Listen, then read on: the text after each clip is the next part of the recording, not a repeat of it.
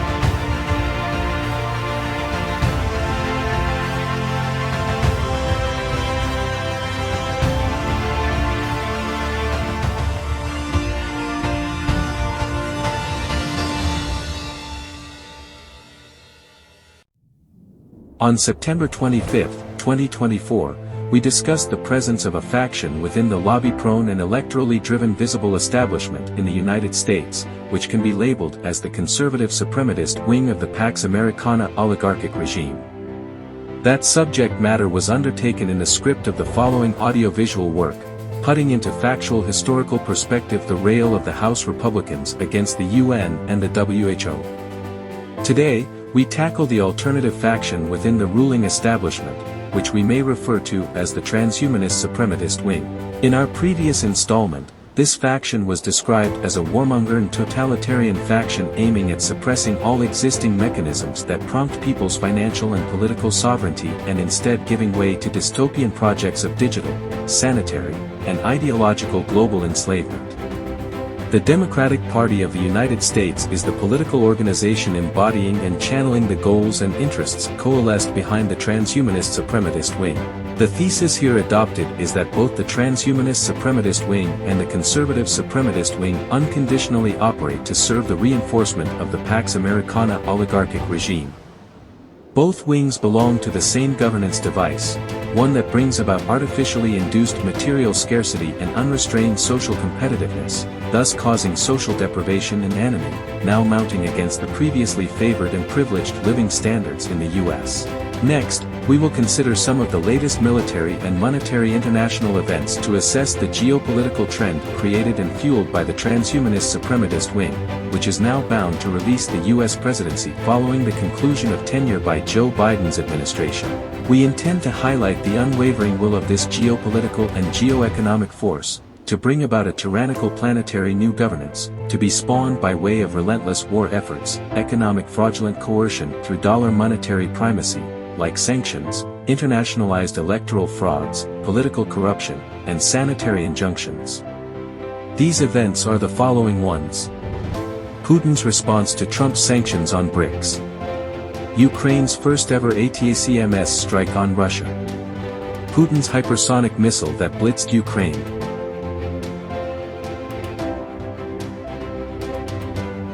That is, if you can watch development. Recently, Mr. Trump has not yet reached his White House to his because many guests may not know that our White House is near us, where the government works, good decisions are made there, and different decisions are made there in Washington. So, he has already stated that if the BRIC states use or do not use the dollar, then he will introduce 100% duty against all these states. And this perhaps is one such threat to the state in general. Americans have had a nightmare about specific banks. We will banks punish companies in this way, in order to state in the forehead that states will be punished and all products will be taxed 100%. one for a newly elected president. We all know that Americans are very sensitive to this topic because America's strength is in the dollar, of course, because investing money in dollars, if there is no dollar with its positions, will only fail. The American economy, with its huge debt, with the fact that, as it were, the dollar brings huge profits to banks and so on. Is that what you think of the new president's move? Won't what you said finally undermine confidence in the United States, in its policies, in its financial system? Will find the BRICS countries and other states even faster to flee from the dollar and get rid of this system? First of all, I agree with you about the use of the dollar as the world currency. The United States has a lot of unearned money. According to our experts, somewhere in the last 10 years, they received approximately $10 trillion just like that from heaven for the facts of use. The dollar as the world's reserve currency, well, it's on bets, on placements in their banks there and so on. 10 trillion is decent. Very much it means that they consume more than they produce. This is a very important thing. That is, in fact, the United States, at the expense of the dollar, continues to exploit other economies of the world in its favor. Few people think about it, but it is a fact. And on that part, I agree with you. It's one now too. You said that. The son of President-elect Trump has threatened that those who do not use the dollar, he will impose sanctions against them there and increase tariffs. As far as I know, he didn't say that. I understand that everything that has to do with the United States causes a certain reaction in us. As far as I could see, however, I had no time to particularly look at what was happening somewhere beyond the hill, but nevertheless, I paid attention to it.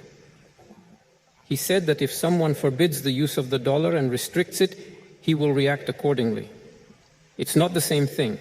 It is one thing to prohibit the use of the dollar, and another thing to another.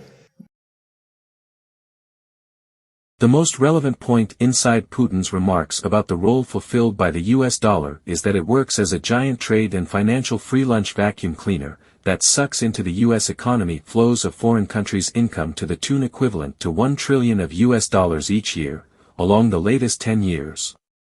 Both suprematist wings of the U.S. political establishment, the conservative one and the transhumanist one, fully support the U.S. dollar's artificially induced dominance that perpetuates itself irrespective of whose wing wins the national elections. In the U.S.-led struggle to weaken and isolate Russia, the transhumanist wing, centered on the Democratic Party, seeks to disrupt Russia's social and political stability, primarily through security and informational tools like covert attack operations, false flags operations, war propaganda, financing and training of NGOs for induced subversion of political governance, and more.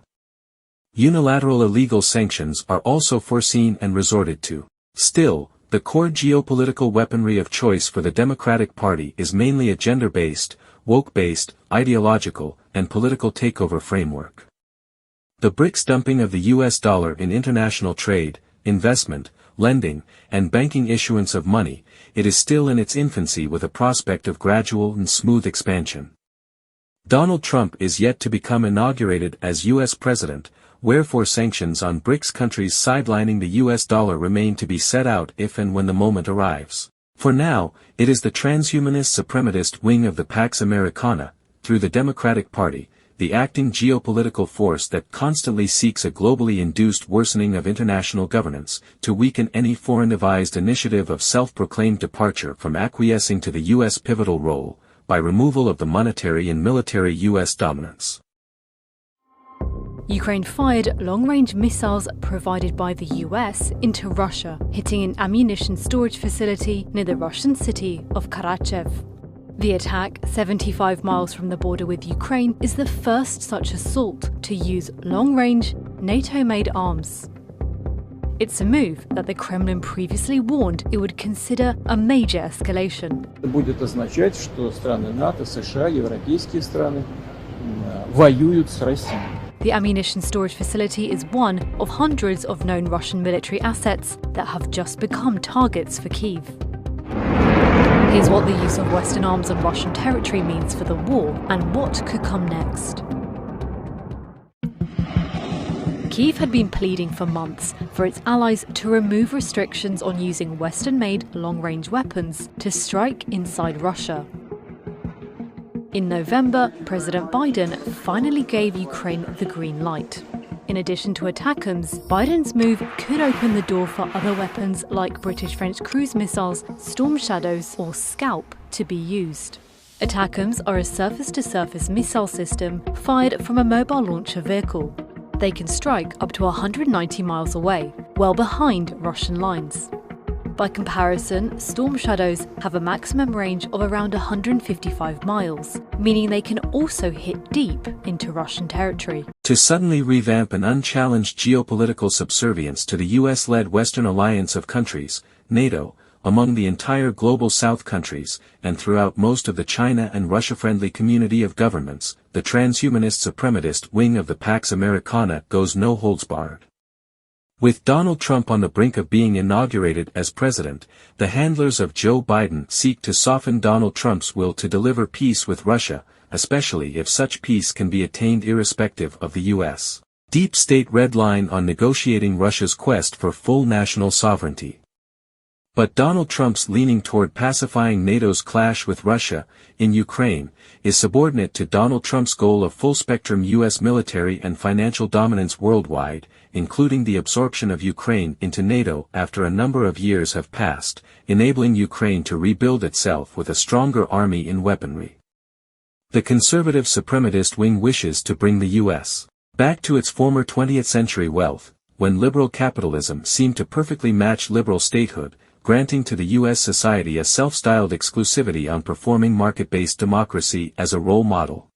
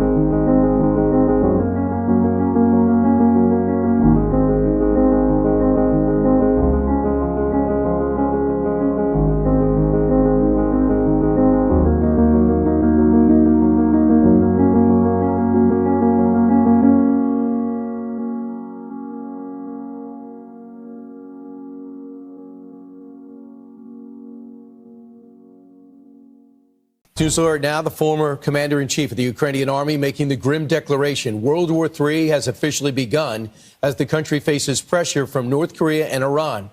Now Russia retaliating with new ballistic missiles after Biden gave Ukraine the green light to fire long-range ATACMS missiles into Russia, and the UK gave their green light with their Storm Shadows. So let's bring retired four-star General Jack Keane. So you see the response from Putin, an experimental intermediate-range missile. Why do you think Putin fired back like that? What's he worried about, General? Yeah, well, first of all, Putin is really a master of psychological warfare, and in the Soviet Union and Russian playbooks, it always has been a major part of their conducting, kinetic warfare. And he's really quite good at it. I mean, look at it. He's forced the Biden administration never to give the Ukrainians what they wanted when they wanted it. And it protracted the war. So Putin keeps coming. And that's what this is all about. He wants to stop the use of ATACMS into Russia because he knows full well it already has. That can have some pretty significant impact. And certainly that's where he is, and that's what he's trying to get inside of Biden's head here and the Europeans' head. I think he cares less about Zelensky because he knows that Biden controls the switch here. And that's the reality of it. So in my mind, this is an experimental missile. I doubt they have any arsenal of it because it is experimental. They don't have much of it. And he's trying to use this as much leverage as he can to change the behavior of the United States and also Zelensky. He says the missile goes 2.5 miles per second. The world's current air defense cannot stop it, according to what we have. So that's the message he sent. So the former military commander in Ukraine writes this. Soldiers from North Korea are standing in front of Ukraine. Let's be honest. The Iranian Shahidi missiles are killing civilians, drones. It is obvious that Ukraine already has too many enemies. Why not say this is a world war? You feel like this is a world war beginning? Well, I have some empathy for Zelensky, by the way, and for our audience. You know, he used to be the chief of staff of all the forces in Ukraine, and he's highly respected. But, you know, you're sitting where he is, you can understand his feelings about this. I mean, he's fighting Russia, and now another nation state has come into the war to assist in the overthrow of Ukraine. And to truth be known, all the escalation talk has all been about the United States giving the green light to Ukraine to use ATACMS and moving in mines. The real escalation is there's another nation fighting on the ground inside of Ukraine, inside of Russia, attempting to push the Ukrainian forces out of it. That's significant. He looks in the Middle East and he sees Russia's ally also, who started a war there, Iran, and Iran is a tangible provider of assistance. So from his perspective, that indeed may be the case. From our perspective, no. But I do believe we are in a pre-war era. I've said that many times. China, Russia, Iran, and North Korea are seriously cooperating together, and they clearly want to change the United States leadership in the world with like-minded democracies. That's why they've been so aggressive and so assertive these last three or 4 years. And German intelligence actually publicized recently. I was amazed that they put this in a public domain, and I was gratified that they do. And I suspect our intelligence agencies feel much the same, but I have no knowledge of that. The reality is they said that Russia fully intends, after the Ukraine is finished with, to expand into Europe. And all the European nations know that, and certainly I think our country knows that. I know that as well. So yes, we're in a pre-war era. There's already two wars in our geographical key areas, the Middle East and Europe, and President Xi is threatening war, obviously, in the Indo-Pacific region. The incoming administration, given President Trump's strong views in the past and what he has done to confront adversaries, I believe all of these adversaries are reassessing as a result of the election that took place in the United States. But to summarize, I think what the Russians have used is a ballistic missile launched hypersonic vehicle that, rather than following a ballistic trajectory, in other words, rather than following a trajectory that would go, like a rock thrown through the vacuum of space, it re-enters the atmosphere and glides along to get more range. My current guess, so I'm guessing, I'll explain where this guess comes from, is that this rocket or this missile was launched from the Baikonur Cosmodrome in Kazakhstan. That's my guess. The reason I guess this is we'll see video taken in Russia at the border of Kazakhstan. We have videos of it traveling fairly close to a horizontal trajectory, probably at high altitudes. I haven't had time to do the arithmetic, but I would guess 60 or 70 kilometers altitude, maybe a little lower. It's luminous because it's the atmospheric heating is tremendous at these hypervelocity speeds. The American early warning system, the space-based infrared system, is capable of tracking this particular missile throughout its trajectory. This is not the case with the earlier early warning systems the United States had. The reason for that is this missile is different from other missiles. It doesn't rise out of the atmosphere and become cool, as it follows a ballistic trajectory before it re-enters the atmosphere. It's skimming along the surface of the atmosphere, generating a tremendous amount of heat. And that's creating a significant infrared signal, which the current satellites are sensitive enough to see. So the American technical intelligence community has the ability to say immediately that this is a hypersonic missile that was launched at the Dnipro. So that information was certainly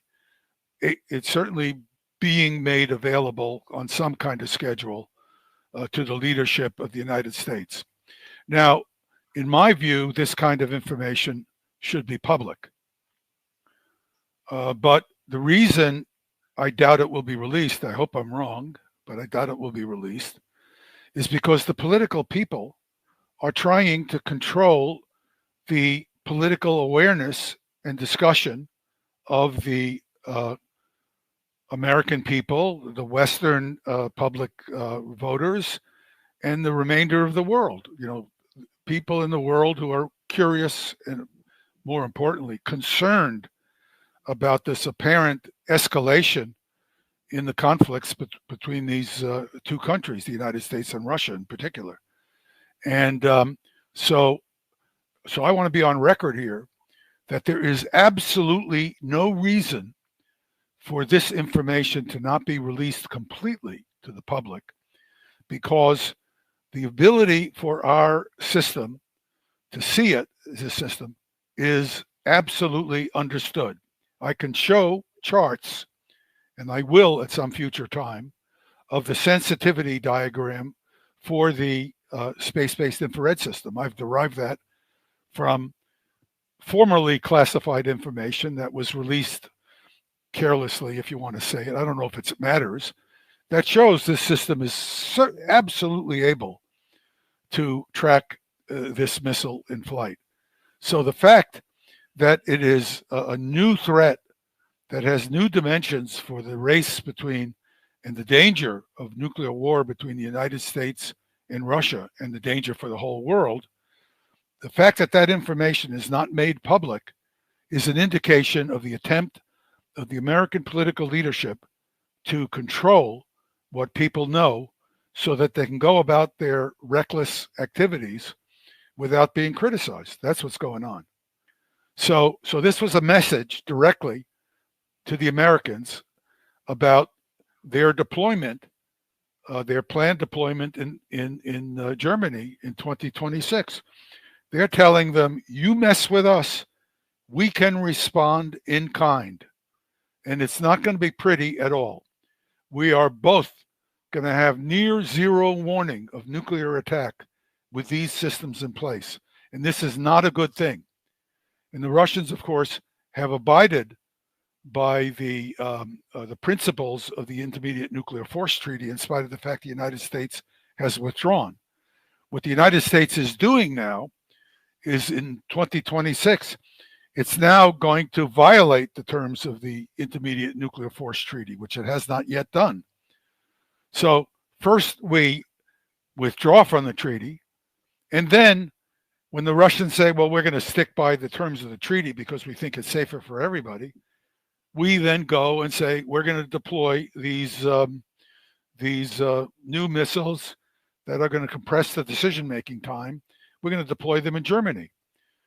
And if the German government is stupid enough to let this happen, they ought to get rid of this guy, Olaf Scholz, And I'm going to do everything I can to alert the German public to what is going on, because the German voting public has a right to know how their lives are being played with.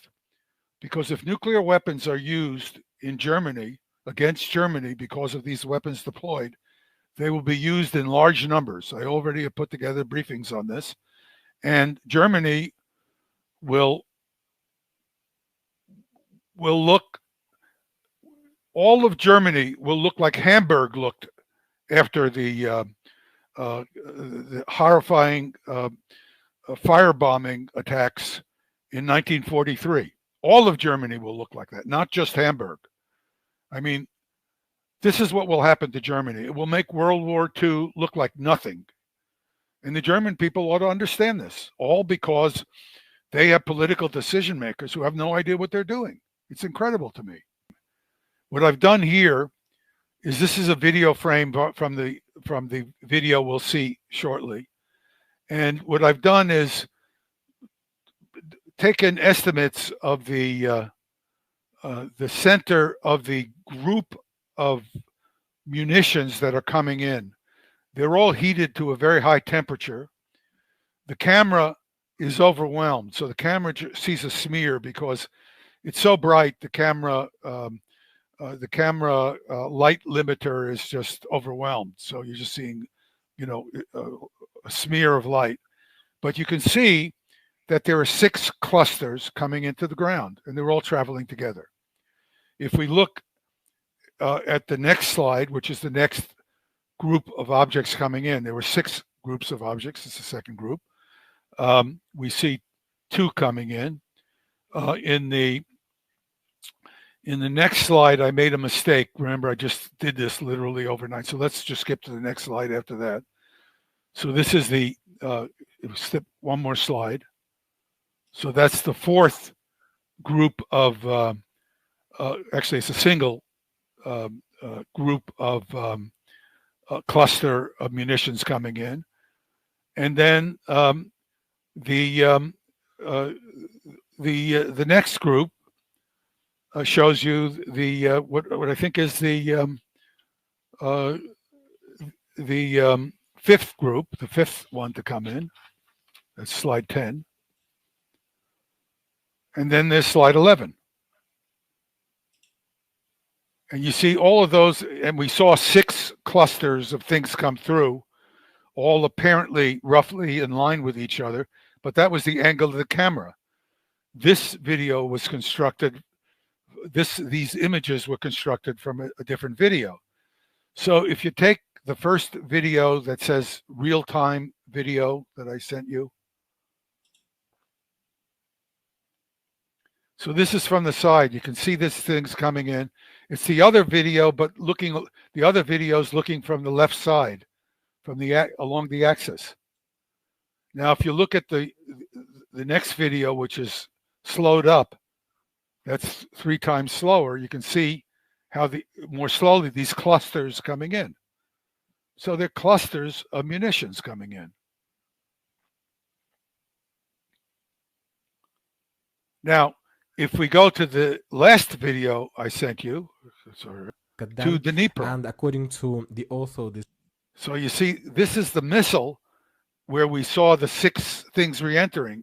You can see there are multiple rocket motors on it because there are multiple payloads on this rocket.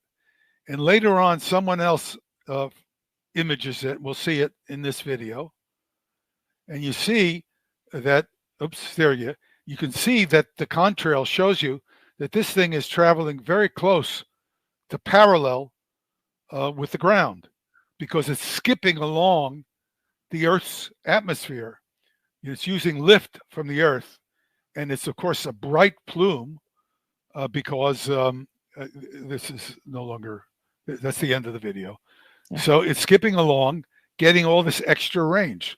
So my current guess, which I have to correct sometime in the future, is that this thing was launched from the Tyuratam launch complex at Baikonur Cosmodrome, and about 2,100 kilometers.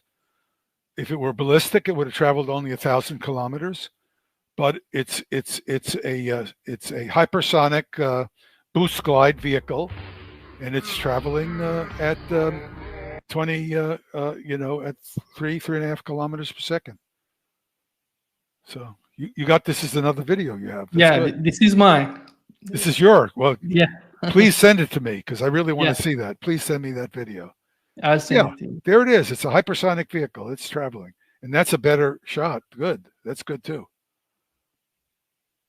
And you can see this thing did a twist upward, and then it tips over time, and it's launched to a high velocity, roughly parallel to the Earth, and it's just gliding with lift after it's been given a velocity of about 3.5 kilometers per second. It's a mistake on the part of the United States to destroy the system that was established by the missile treaty in 2019. We see that the United States and their allies are now considering and has successfully tested their capabilities to deploy advanced missile systems in different parts of the world, and their exercises routinely include the use of such weapons.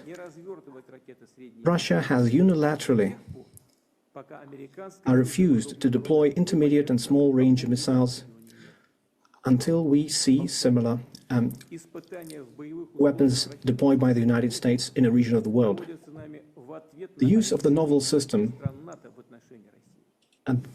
which was essentially an operational test, was carried out in response to the decisions made by the United States and their allies. And the further actions will be considered and decided based on what we see from them. Now, Putin basically gave my argument right there. So he's so far the only political leader in the game so far who shows he has a brain. And I'm sure he chose this way to attack Dnipro to make the points that he made in that talk. Because unlike all of the character assassination you see of Mr. Putin, he's the only leader in this whole crowd who actually shows he understands what he's doing. He knows how dangerous these systems are, and he's actually said what I said. I had no knowledge of this statement until you showed it. So I wish I could say I gave him advice, but he did it without me. Doubling down on security and military threats against Russia and China has just firebacked on Biden's handlers, after an unexpected intermediate hypersonic new Russian missile struck an underground military facility in Ukraine at Mach 10 speed, thus hitting the target at enough kinetic energy as to even maximize the damage by doing without nuclear warhead, as it was the case with this missile. By displaying evidence that some of its technological warfare capabilities far outmatch any NATO or US available offensive or defensive systems, Russia makes good of imposing on the US and NATO its red line to not allow Ukraine impunity when resorting to Western long-range weapons against Russia. More than that, Russia has just proved that it is able to retaliate beyond Ukraine by striking directly NATO territory with hypersonic weapons that NATO has no means to intercept, nor stop. This event is a game-changer in the geopolitical showdown between the collective West and Russia. By witnessing their own grip on foreign competitors waning, both suprematist wings, the conservative one, and the transhumanist one, find themselves exposed to the debunking of their counterfeit narrative of a so-called indispensable nation, allegedly allowed to bypass every rule applying to the rest of the countries.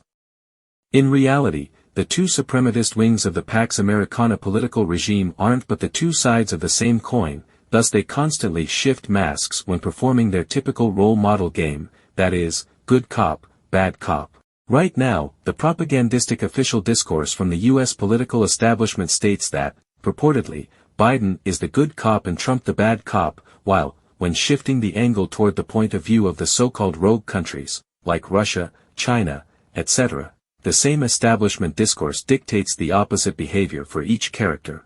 At the end of the day, the entire US-centered international architecture devised for full-spectrum geopolitical dominance is being challenged, not only by the so-called rogue countries but, primarily, by the fault lines caused by the self-inflicted tectonic shifts compromising the suprematist social device of the Pax Americana regime.